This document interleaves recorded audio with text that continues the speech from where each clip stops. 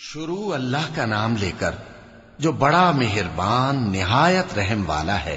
آسمان کی قسم جس میں برج ہیں، اور اس دن کی جس کا وعدہ ہے، اور حاضر ہونے والے کی اور اس کی جس کے پاس حاضر ہوتے ہیں، کہ خندقوں والے ہلاک کر دیے گئے، یعنی آگ کی خندقیں جس میں ایندھن جھونک رکھا تھا، جبکہ وہ ان کے کناروں پر بیٹھے ہوئے تھے اور جو ظلم وہ اہل ایمان پر کر رہے تھے ان کا نظارہ کر رہے تھے، اور ان کو مومنوں کی یہی بات بری لگتی تھی کہ وہ اللہ پر ایمان لائے تھے جو غالب ہے، سب خوبیوں والا ہے، جس کی آسمانوں اور زمین میں بادشاہی ہے،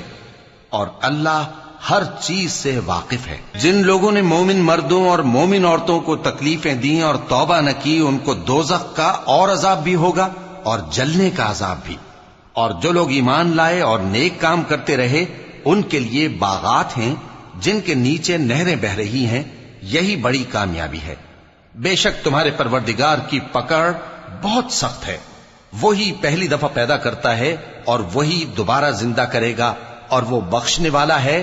بہت محبت کرنے والا ہے، عرش کا مالک، بڑی شان والا،